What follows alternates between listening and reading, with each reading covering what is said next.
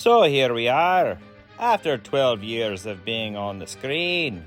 The Black Widow finally gets her own movie. I've loved Scarlett Johansson's portrayal of the Black Widow since her debut in Iron Man 2, all the way through her death in Endgame. Black Widow has been a valuable part of the Marvel Cinematic Universe since almost the beginning. It's just too bad they didn't leave well enough alone, because now, the last thing we're going to remember about Black Widow is this trash panda of a movie. The last time we saw Black Widow, she was having a heartfelt battle with her best friend Clint Barton over who was going to sacrifice themselves. And then this character we loved for a decade sacrificed herself. A great fitting ending for a hero. Unfortunately, that's the ending for this hero. So making a movie after this doesn't make any kind of sense. So for some random reason, they went back to just after Captain America Civil War, where we last saw Black Widow becoming a fugitive for helping Captain America and Bucky escape. So this movie is asking us to time travel. It wants us to go back to 2016, after we know Natasha's fate and have already moved on, making this movie irrelevant really. Luke Skywalker had the Force. That's why he was able to make that shot that blew up the Death Star, a shot no one else could make. Neo was in the Matrix. That's how he was able to learn Kung Fu quickly, fly, and stop bullets. Captain America was a super soldier. That's how he was able to survive this.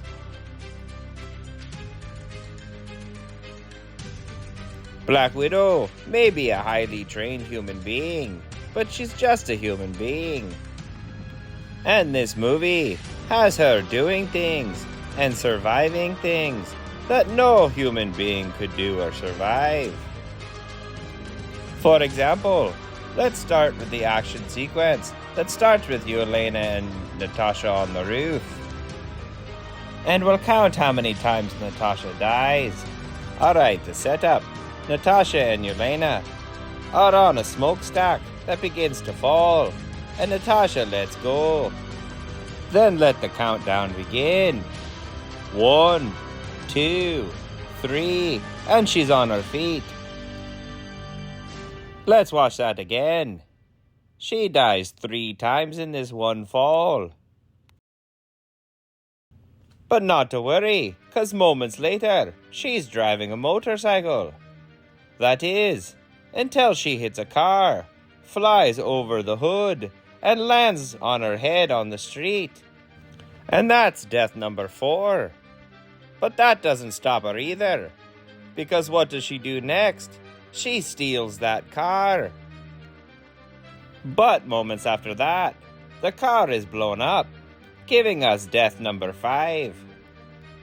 The explosion causes the car to flip over and land upside down on a tank, giving us death number 6. The car then slides off the tank, over 5 cars, and down into the subway station. I'm gonna call that 3 deaths in itself, giving us 9 deaths. But Natasha walks away from those 9 deaths without a scratch, and Yelena just has a cut on her arm. I have the ability to suspend disbelief, and Lord knows, with the Black Widow character, I've done that a lot. But the Black Widow movie goes far beyond just catching a ride with a Chitauri or sliding a motorcycle underneath a semi-truck. Take another example, the final battle scene. The bad guy's flying fortress is falling from the sky, and Yelena is unconscious, falling without a parachute. So Black Widow jumps from the fortress to get her sister a parachute.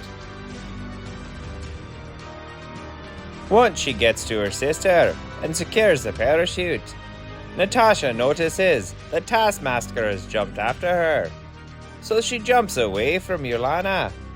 And Black Widow and Taskmaster have a fight while they're falling, as if gravity didn't matter, and as if you can slow your fall by attaching yourself to other things that are falling.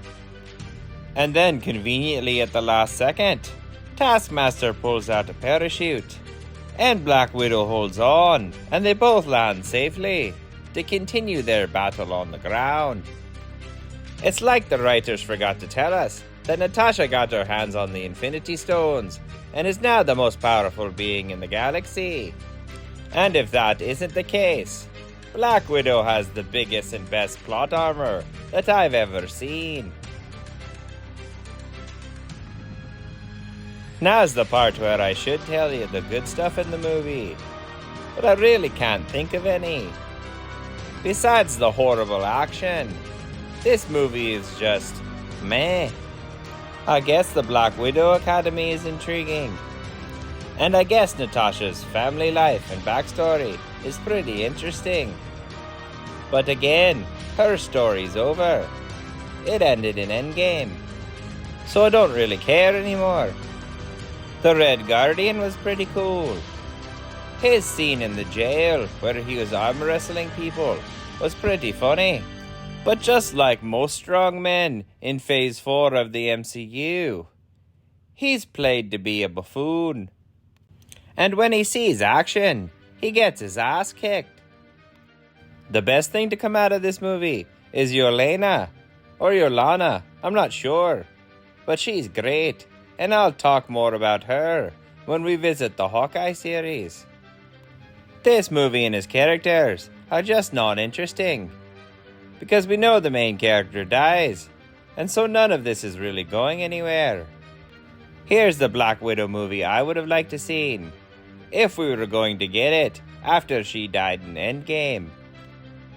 Nick Fury reads Hawkeye's report on his mission to go retrieve the Soul Stone with Black Widow. Hawkeye describes, as they're flying through space, that he turned to Natasha and said, "We're a long way from Budapest." And Nick Fury remembers about the time he sent Hawkeye to Budapest to kill a Black Widow.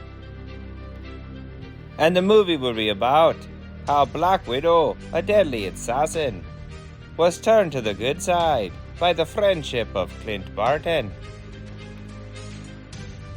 Even if you don't like my idea, you have to admit that Natasha Romanoff, the Black Widow, deserved better than this movie.